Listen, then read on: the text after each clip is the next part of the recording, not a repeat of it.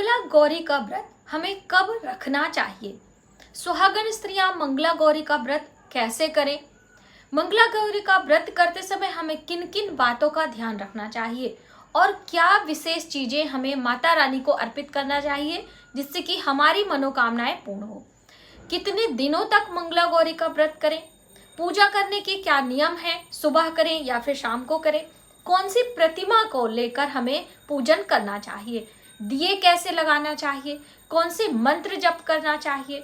और कौन कौन व्यक्ति मंगला गौरी का व्रत कर सकता है? कौन से ऐसे दोष हैं जो कि हम मंगला गौरी का व्रत करते हैं तो वह दोष स्वतः ही समाप्त हो जाता है।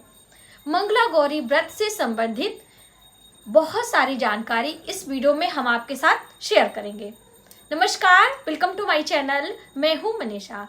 दोस्तों, मंगला गौरी का व्रत हमारे मंगल कार्य में बाधा आ रही है तो उसे दूर करता है। जैसे मंगल कार्य हमारे विवाह से संबंध रखता है तो हमारे वैवाहिक जीवन में यदि कोई समस्या है उसका भी समाधान मंगला गौरी का व्रत करता है।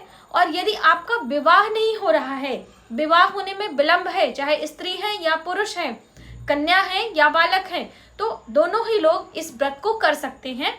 कुंवारी कन्याएं, पुरुष भाई और सुहागन स्त्रियां अपने वैवाहिक जीवन को मधुर बनाने के लिए इस व्रत को कर सकती हैं। सौभाग्य में वृद्धि पाने के लिए इस व्रत को कर सकती हैं। तो अब आपने जाना कि ये व्रत हम कौन कौन से लोग कर सकते हैं। अब ये व्रत हमें कब शुरू करना चाहिए, क्योंकि शुरुआत बहुत महत्व रखता है। तो श्रावण मास के महीने में पड़ने वाले मंगलवार से इस व्रत को हमें शुरू करना चाहिए। जैसे कि 22 जुलाई से दिन सोमवार है और सोमवार से ही श्रावण मास की शुरुआत हो रही है और 23 जुलाई दिन मंगलवार से मंगला गौरी का व्रत हम शुरू कर सकते हैं। अब जब भी कोई व्रत शुरू करते हैं तो मन में ख्याल आता है कि हमें कितने दिनों तक इस व्रत को करना होगा।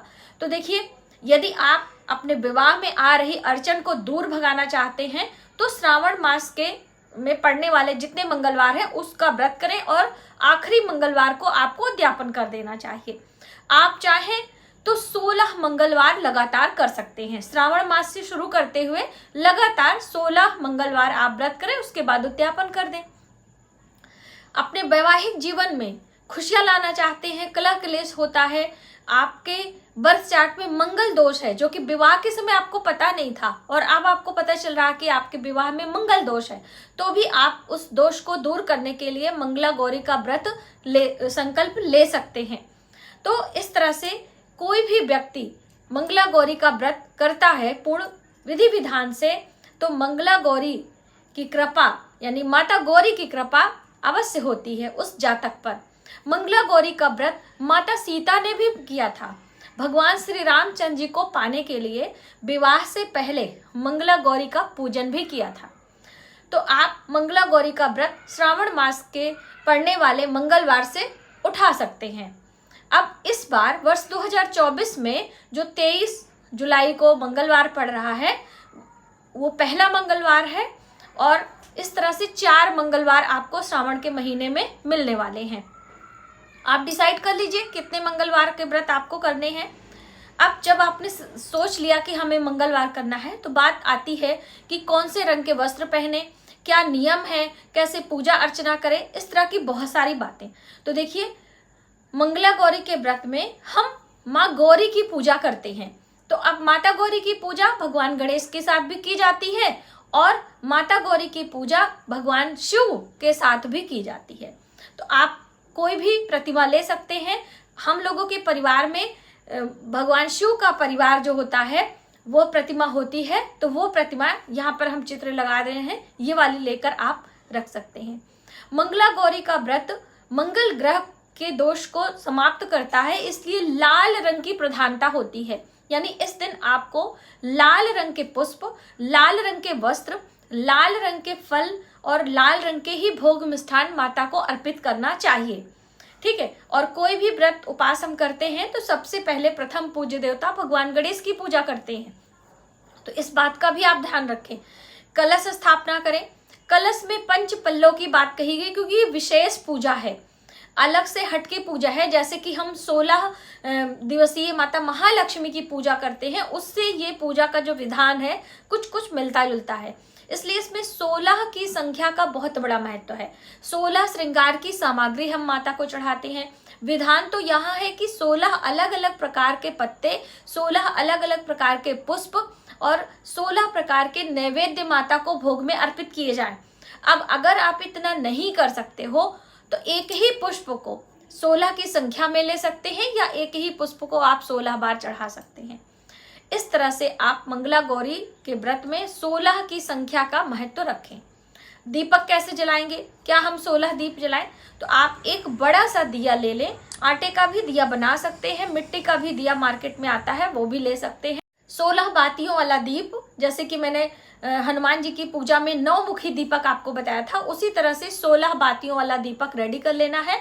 उसमें शुद्ध घी आपको डाल के या तिल का तेल डाल के उसे प्रज्वलित करना है। चौकी पर लाल कपड़ा बिछाएं, लकड़ी की चौकी ले लें, पूर्व दिशा की तरफ अपनी चौकी लगाकर आप शुद्ध साफ वस्त्र पहनकर आसन लगाकर विराजमान हो जाएं। पहले दिन व्रत का संकल्प लेना है, चाहे आप पूरे सावन के महीने वाला कर रहे हो या फिर आप 16 मंगलवार कर रहे हो या फिर 5 वर्षों तक लगातार इस व्रत को भी किया जाता है। लगातार आप कंटिन्यू जितने भी मंगलवार व्रत मिलते हैं आप उसे करें। इस तरह से व्रत का संकल्प आप ले लें। गुड़हल के पुष्प या कोई भी लाल पुष्प माता रानी को प्रिय है। माता रानी को हल्दी, कुमकुम, सिंदूर ये सभी चीजें हम अर्पित करते हैं।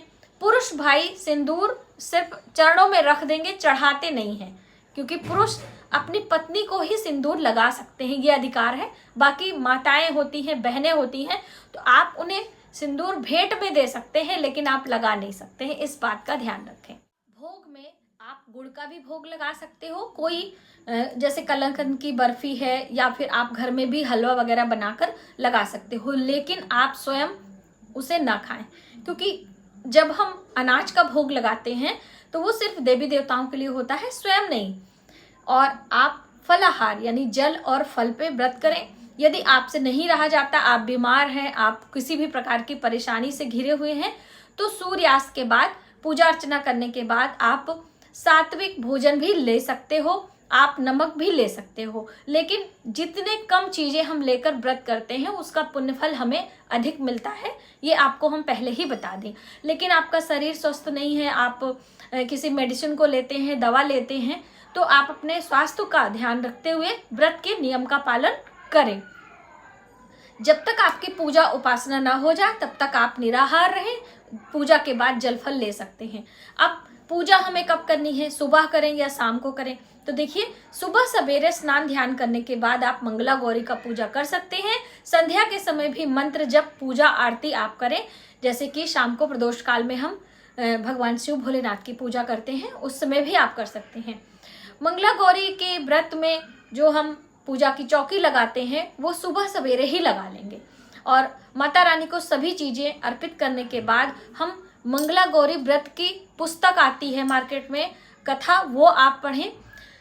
मंगला गौरी व्रत में जो मंत्र का जप किया जाता है वह इस प्रकार है। रुद्राक्ष की माला पर आप मंगला गौरी के व्रत को जप करें। ओम नमो मंगला गौरी देव्याय नमः, ओम नमो मंगला गौरी देव्याय नमः। इस तरह से ये सूक्ष्म मंत्र है, आप मंगला गौरी का 108 बारी जप कर सकते हैं। अब देखिए, बहुत सारे लोग पूछते हैं कि हम आहुति कैसे देंगे। तो अगर आप अगियारी करते हैं, कि जैसे कि जब भी हम कोई व्रत उपास करते हैं तो छोटी सी अगियारी गाय के गोबर का उपला लेकर उसमें कपूर, शुद्ध घी, गुड़ की अगियारी देते हैं। अगर आपकी ये व्यवस्था है तो आप कर लें, वरना जब आप उद्यापन करेंगे तो उसमें आप करिएगा। उद्यापन चौथे मंगलवार को भी आप कर सकते हैं। 16 मंगलवार करेंगे तो पूरा 16 कंप्लीट होने के बाद 17वें मंगलवार को आप कर सकते हैं।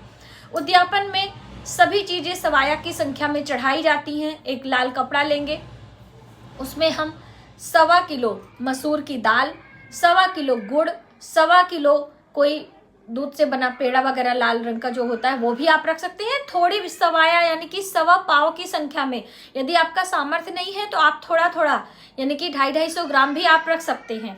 ठीक है, थोड़ा सा ज्यादा कर लीजिएगा, 300 ग्राम तक आप कर लेंगे तो सवाया लग जाता है।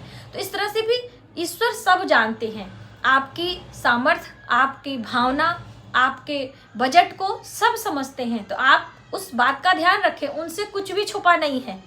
तो आप इन सब चीज़ों का ध्यान रखते हुए मंगला गौरी का व्रत करें। दोस्तों, मंगला गौरी का व्रत बहुत ही शुभ माना जाता है। हमारे सभी कामनाओं को पूर्ण करने में मंगला गौरी का व्रत बहुत अच्छा माना जाता है। तो आप मंगला गौरी का व्रत करें और मंगल दोष व्रत उपास करने के बाद स्वतः ही समाप्त हो जाते हैं और आपके शादी का योग भी बनता है।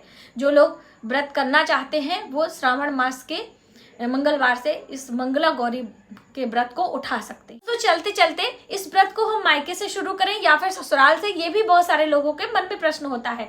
तो जैसे कि पहले के समय में जब कन्याओं की शादी होती थी, विवाह होता था, तो वो पहला सावन अपने मायके में करती थी और ये व्रत सावन के महीने में ही किया जाता है, जैसे आप सबको पता है।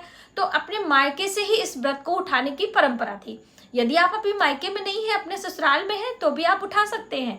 तो आप इस तरह से मायके या ससुराल कहीं से भी इस व्रत को कर सकते हैं और माता गौरी की कृपा प्राप्त कर सकते हैं। अखंड सौभाग्य की प्राप्ति माता गौरी की कृपा से हमें प्राप्त होती है। तो आप मंगला गौरी का व्रत करें और उनके शुभ फलों को प्राप्त करते हुए अपनी कामना जरूर बोलें। जय माता दी।